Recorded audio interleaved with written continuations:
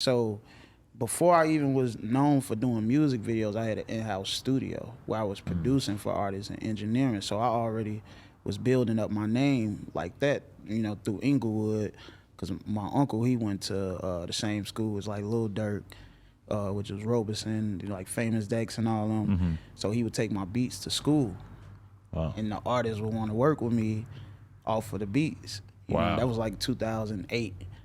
And then that's actually how I ended up meeting Lil Durk. So I met Durk like in 2009 when he was like 15, 16. Wow. And he was already making music? Yeah. His name was like Yada Man back then. Okay. Yeah, first day I met him, he like slept on my studio floor. Really? Yeah. And did you think he had talent at the time? Yeah. He had like a real like light voice, but the artist who came with him was an artist named Bougie who brought Lil Durk to my crib. So I was more focused on that artist. You know what I mean? And the word drill definitely didn't exist yet at this time? It didn't exist. I didn't hear the word drill until I started working with, or it being used the way it was being used until I started working with King Louis in 2011. So that's who I say coined the phrase like Chirac, drill and noise. I never heard that term until I worked with King Louis. Yeah. But meeting Lil Durk at that time, like, did anything stand out to you about him in terms of, we've just seen him to be so insanely popular, enduringly popular over the years? Nah. At that time, we only had did like one song. He was like on a hook to a song or something like that. But he ended up coming back like a couple months later and recording a record with me. And then I started working with my brothers after that, which was the Buck 20 Brick Boys. Okay. It was F. Dot, Chopper, and Billionaire Black and Jay Chris. I met like Lil Durk and Billionaire Black like in the same year. Right. And I started working with them, like producing all their music, engineering, designing the album art. That's actually how I started building a real buzz, like through the internet and YouTube, with what I did with them. And then I ran back into Lil Durk at the end of 2010. That was actually the same night I met Young Chop. So it was like all a movie and just everything falling into place. But it probably didn't seem like that big a deal at the time. Yeah, it's just all these people ended up being really important. Yeah. So I ran into Lil Durk at I was shooting a video for a song with Young Chop on it. And Durk was at the party and he was like, man, we gotta get back in tune. I hadn't seen him in like maybe a year. And after that he hit me up on Facebook like, let's work. He like, how much you gonna charge me? I'm like, $250.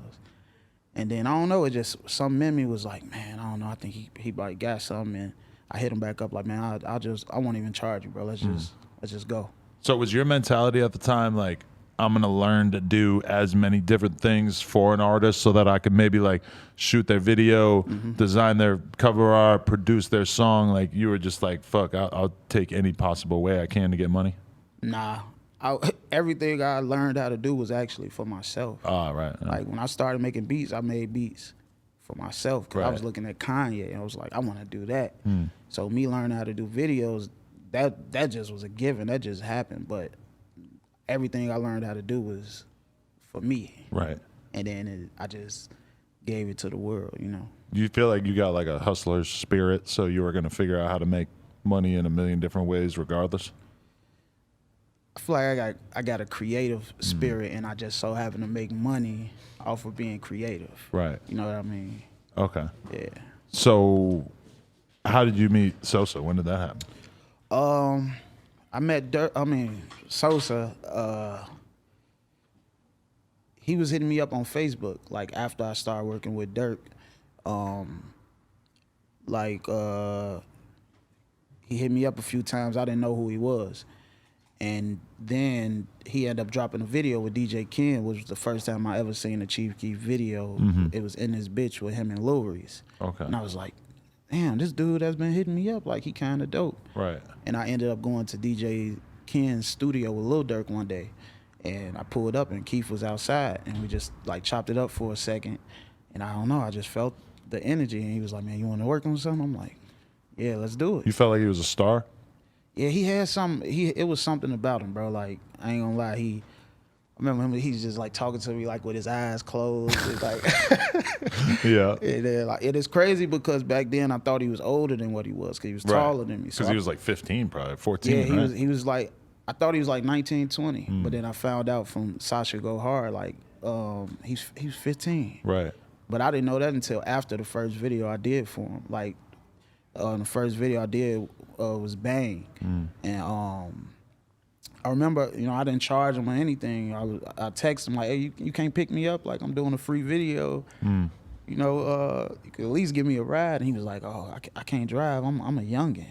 Like, what does that mean? You feel me? It is. So I literally caught the bus to go shoot his first music video. Right. Yeah.